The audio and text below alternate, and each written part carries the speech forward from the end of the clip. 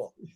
We're rocking and rolling with Ramiro Restrepo. I'm your host, Peter Thomas Fornital. Very excited to talk about a horse that I think is one of the most interesting of the crop.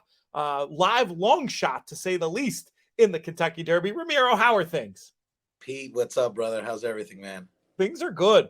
Let's start off with this horse. When did you first come to be aware of him? How did he come to you? Sure. Obviously I have a role with Basic Tipton, so I'm at the Timonium 2-year-old sale every year, clearly. But at the same time, Gustavo Delgado Jr. and we've been both trying to raise our profile, in his department as a trainer and in mine as a bloodstock agent. So we've been working sales the last couple of years together, about 3 years together, buying horses and creating, partnerships, racing partnerships. And we worked the sale pretty hard. And the horse had an amazing breeze. I think that's the first thing that caught our attention. The breeze itself, the gallop out times was quite impressive. But I don't know if many people know this, but Hijazi, who's another grade 1 placed horse, Sure. was not only at the same sale, but at the same consignment as Mage. So Becky Thomas, sequel thoroughbreds, had 2 nice horses in their barn at the same time at the same sale. So, and they had really similar breezes time-wise. I think the only difference you could probably say is Mage didn't switch leads until the turn into the gallop out on the backstretch, while Hijazi had the traditional switch leads at the 8th pole, and maybe the video was a touch prettier, but it was probably splitting hairs for a lot of the, people at the sale purchasing horses. And that horse was by Bernardini, we're by Good Magic, which was unproven at the time. But we really fell in love with the work.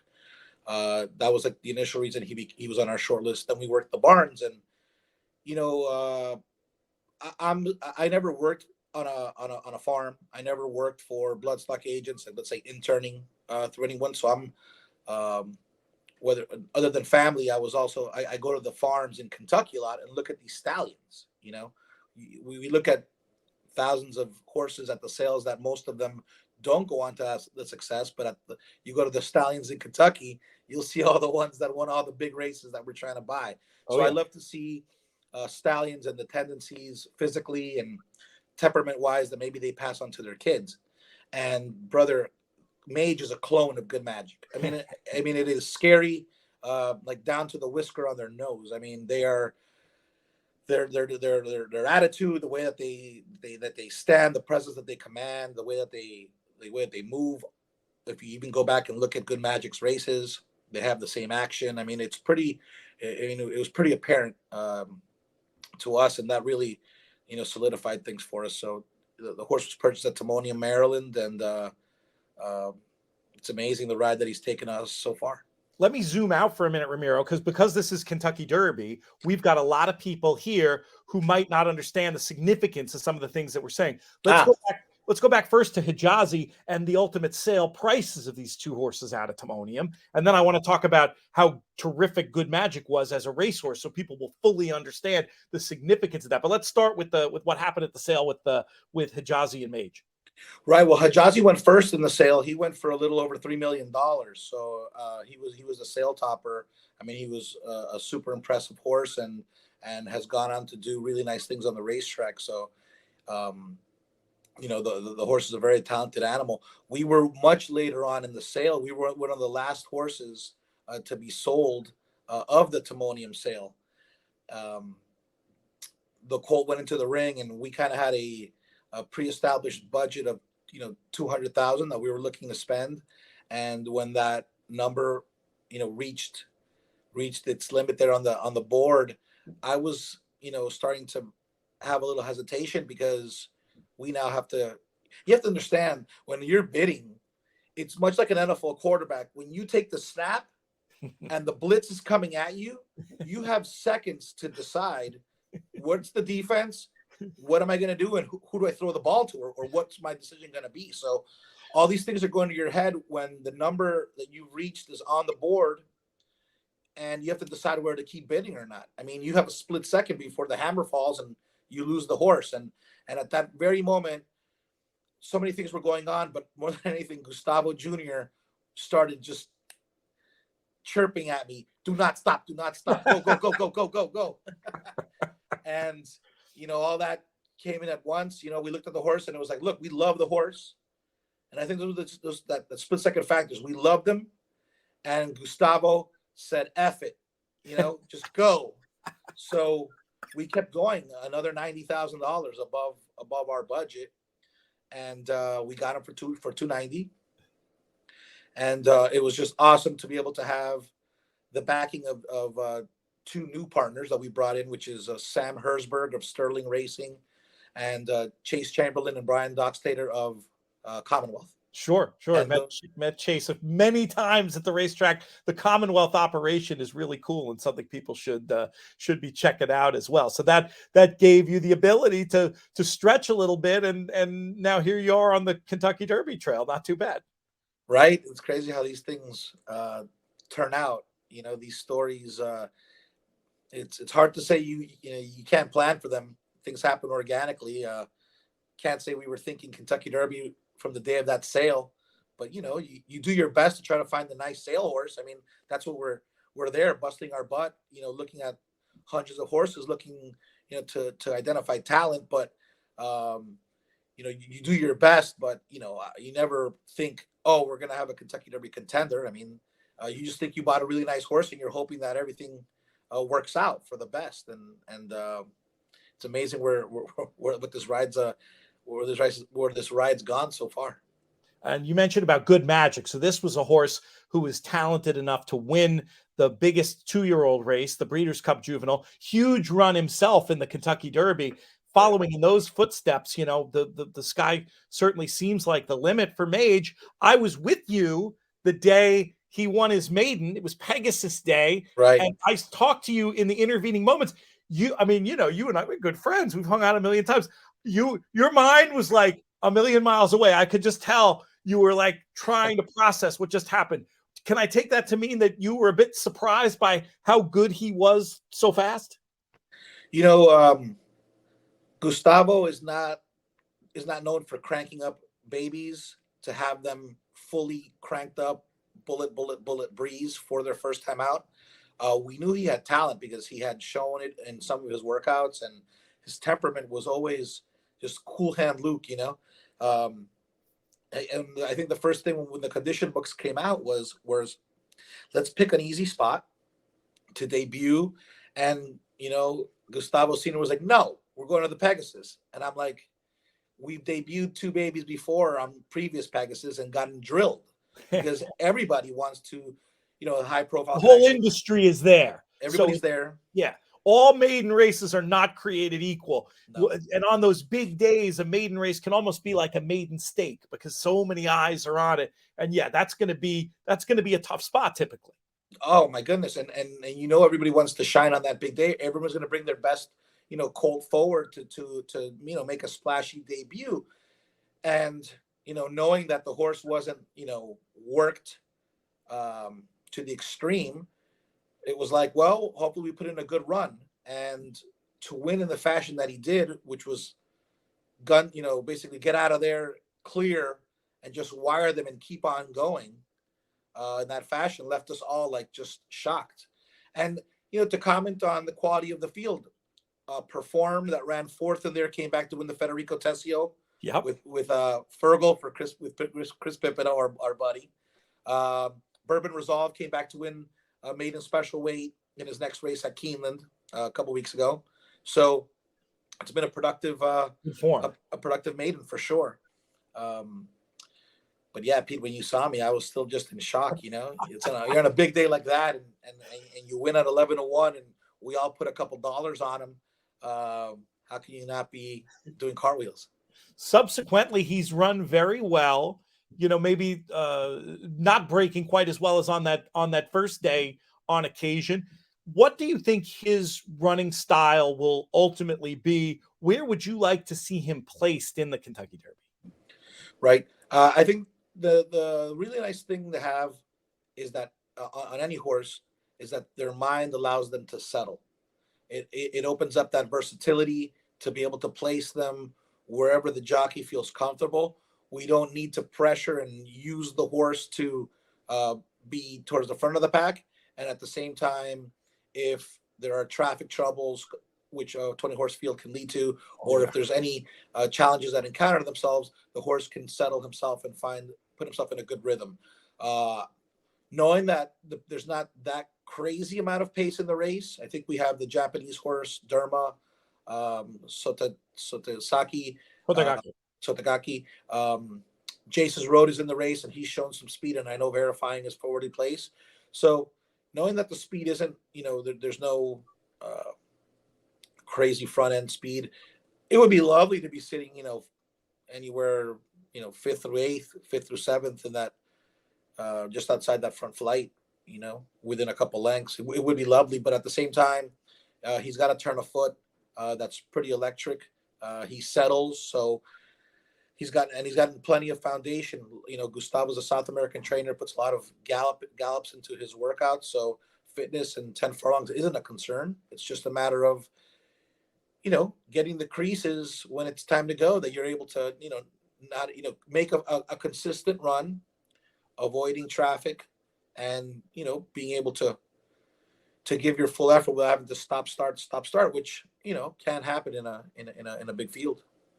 Where do you think he is mentally now compared to where he was for the previous races? I mean, he, to me, has demonstrated a lot of toughness to be able to handle what's been put his way, a tough maiden, then right into a good effort in a stakes race, and then what I thought was a really terrific effort in the Florida Derby, after kind of missing the kick. Are you seeing development from him mentally, that maybe the penny's dropped and he's ready to take the big step forward on numbers that he's going to need to win a race like this? Well, 100%. If you're a horse person, you'll understand this. If you're a casual fan and you're listening, you might think horse people are crazy. You might not be wrong about that. We are probably crazy, but in terms of for those who are around horses every day, the more you're around them, you will see how they're so human-like in their maturity and the mental progressions that they do make as you put him into training and as time goes on. When we got him after the 2-year-old sale, he was a stubborn baby who was tough around the barn and needed to be taught his routine. When he started breezing, he really enjoyed his work, and he enjoyed that kind of daily regimen of working, galloping, breezing, and really settled him. And as he's run from Maiden to the Fountain of Youth to Pegasus, and Pegasus now, the progression in how he carries himself, it's almost, you feel like it's like your kid, because he is so young. And I don't have children, so he is the closest thing, to being around something that, you bought him a year ago and you've seen this progression, and just his maturity, the way that he carries himself. Nothing bothers him. He's a really old soul, so things like the paddock and crowds and things of that nature does not faze him. He's just a smooth character, and the way that he carries himself around people and in the stall, he's just a really. He knows that he's a big deal to us. He's got 4 or 5 people around him at all times. They respond to that kind of attention. Don't want to say spoiled, because he's not. He doesn't show any bratty characteristics, but he just knows that he is something, and the horses within themselves, in the wild, they're pack animals. So there are alphas and betas, and you're always trying to find that alpha that wants to be at the head of the pack, and the smart ones know when to go to the head of the pack and win the race. That's why when people say, "Oh, that horse hung," well, he's a beta. He doesn't want the lead. He's afraid of being in the lead, and he hangs.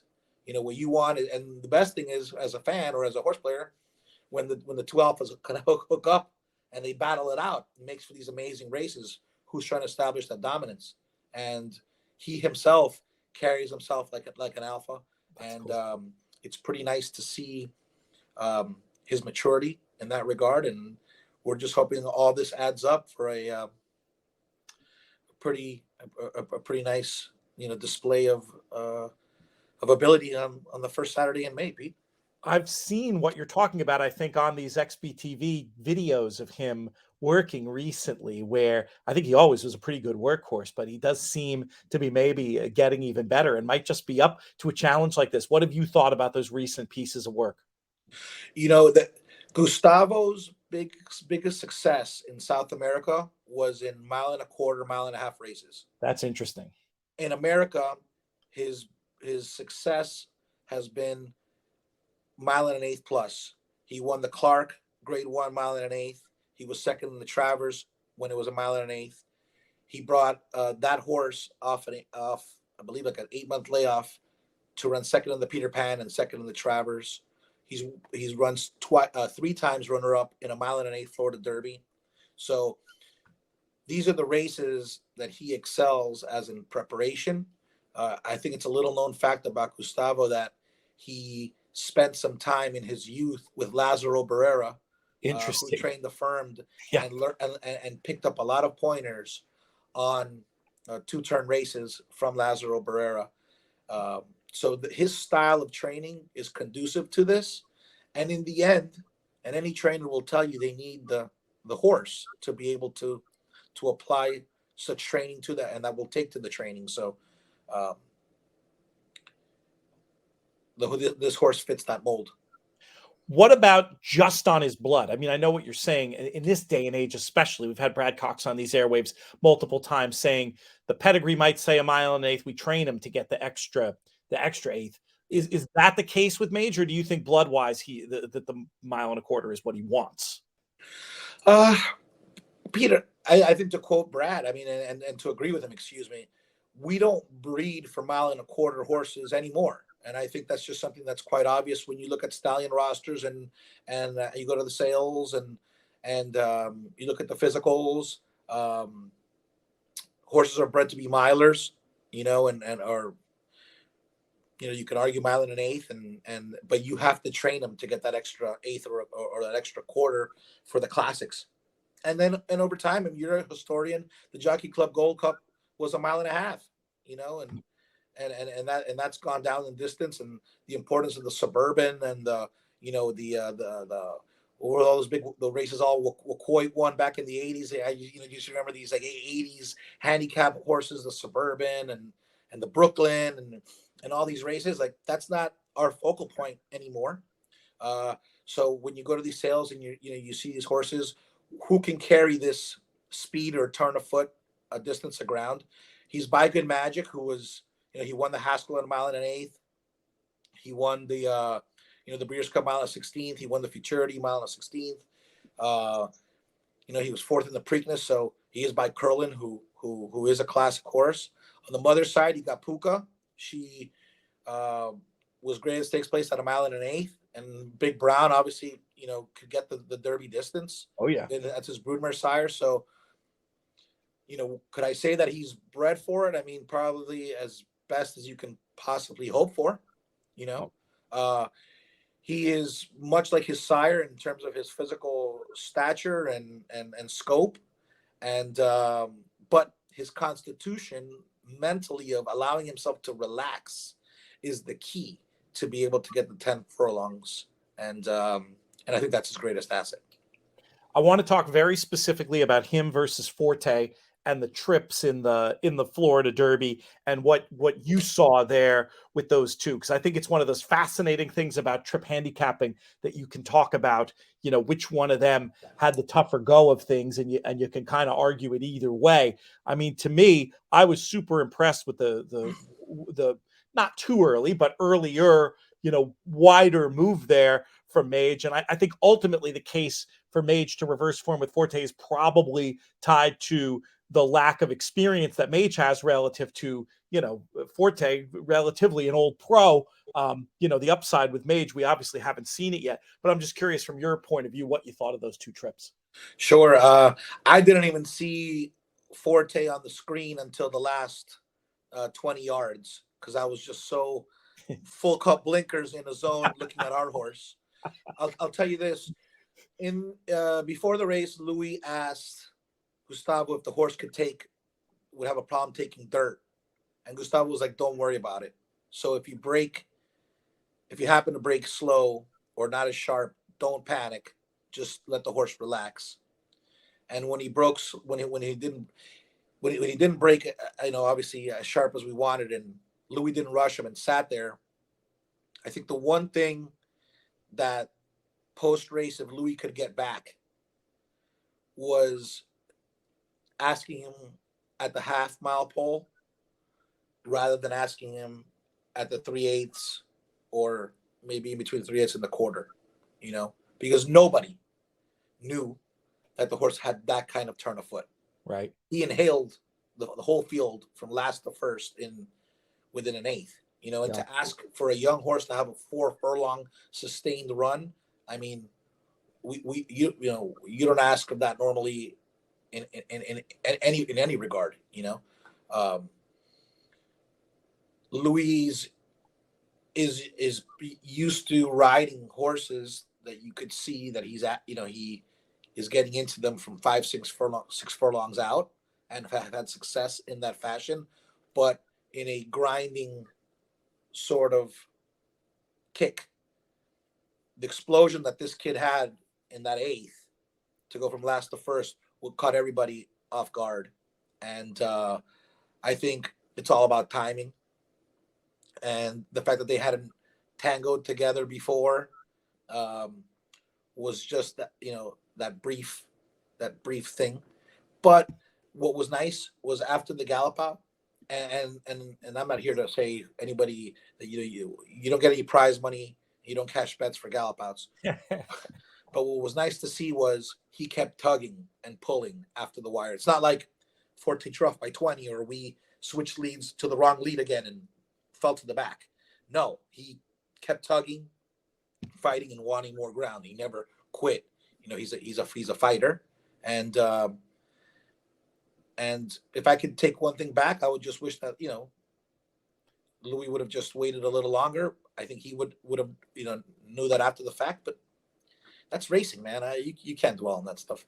Yeah, you talk about split second decisions, and especially with the slow break. But it is wild. Even just on the chart, you can see the move you're describing. You don't often see a horse go from seventh, 5 lengths behind to first in one call at Gulfstream Park. Yeah, and throw in Gulfstream Park. I mean, I have to say, just to reiterate where I started here, you look at current prices in the UK, and you see best price 25-1 on Mage versus 5-2 on Forte. That can't be right. There can't be that much difference between them in price when you watch back those last races and see how Mage has worked since. So I'm very excited about him, especially at the price that he is.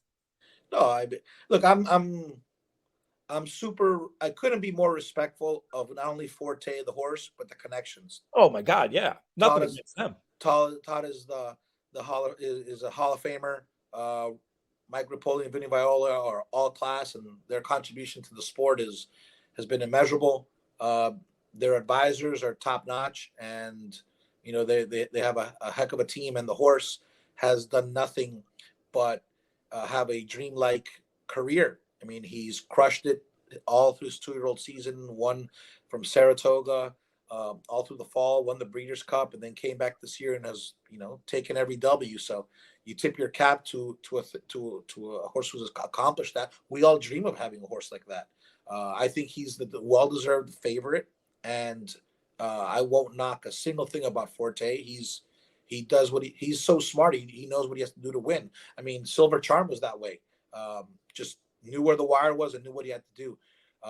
From my end, I know I have a young, talented colt that gave him a lot that he could handle, and I know that everything has to stay in place. The horse's health, the horse's acclimation to Churchill Downs, another new environment, and all these little things. But if everything can stay in line and keep going as on a forward trajectory as they've been, I know that we have ability and our colt has talent, and that he's going to give another great effort. And is that effort going to be, good enough to beat 19 other horses, including the champ?